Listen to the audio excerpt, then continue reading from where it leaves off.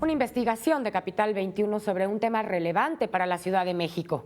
Mañana el proceso legal que enfrenta el conductor del BMW. Y en estos momentos la calidad del aire es regular en la Ciudad de México con un máximo de 78 puntos y Meca en la delegación Azcapotzalco. En Montreal, Canadá, se realiza la sexta ronda de renegociación del Tratado de Libre Comercio de América del Norte, la cual reporta avances significativos en temas como comercio digital, telecomunicaciones, prácticas regulatorias y más. Para hablarnos del tema y los puntos en controversia, recibo al analista político Héctor Mora. Buenas noches. Muy buenas noches, María. Mucho gusto estar esta noche contigo en Capital 21.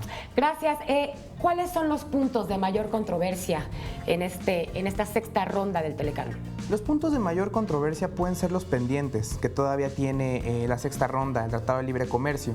En octubre se anuncia que el tratado se iría hasta el primer trimestre de este año, donde todavía están muy pendientes el tema del blindaje institucional de combate a la corrupción entre las tres naciones, el tema de la regularización arancelaria y el margen de regularización a los salarios. Podrían ser los grandes pendientes que todavía tiene la negociación del Tratado de Libre Comercio. ¿Y qué está en juego? Está en juego la cooperación entre las tres naciones. Está en juego un tratado que de una manera o de otra ha fomentado el desarrollo económico y la relación política y la dinámica económica entre estas tres naciones desde que se firmó en el 94.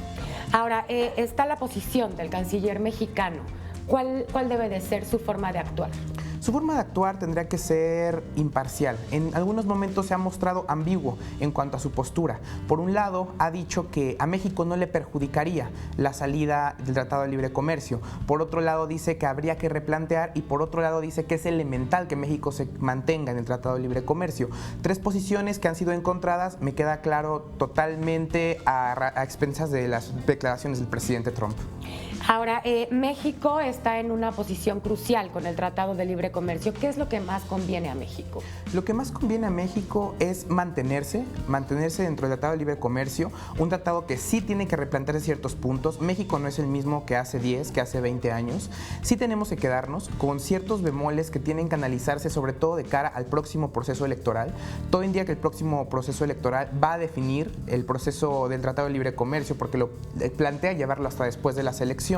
Entonces habría que plantearnos para qué queremos renegociar este tratado, cuáles son los puntos en los que nos conviene y en los que habría que ser un poco más enfáticos para analizarlos más a detalle. Justamente ahora que tocas el tema de las elecciones, habrá elecciones en los tres países.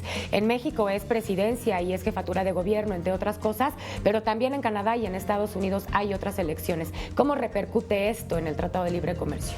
Repercute sobre todo en dos países, en México y en Estados Unidos. Donald Trump se enfrenta a intermedias en las cuales puede perder la mayoría en el Congreso, misma que le podría anular completamente la prosperidad de sus reformas y la gobernabilidad de sus próximos 2 años. Y al día de hoy las encuestas en México apuntan como próximo presidente, como puntero, Andrés Manuel López Obrador, cuestión que también puede permear en cómo vamos a renegociar el Tratado de Libre Comercio, tomando en cuenta que las condiciones políticas de ambos países serían totalmente diferentes a las que hoy se tienen. Sí, son completamente diferentes. Ahora también hay una cuestión que está afectando a México y es China. Así es. Sucede que China ahora está teniendo más exportaciones, importaciones, etcétera, que México. ¿Cómo se puede manejar?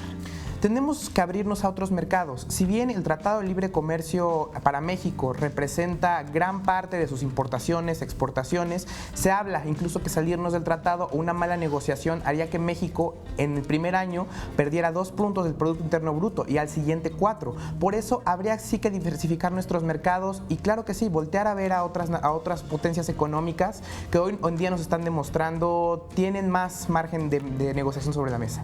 ¿Tu opinión acerca de esta sexta ronda? Mi opinión sobre esta sexta ronda es que realmente no se ha logrado todavía, no se ha llegado ni se ha logrado a los puntos, a los detalles, que a lo mejor vendría siendo los que realmente nos importan, los que realmente van a definir cuál es el rumbo del tratado.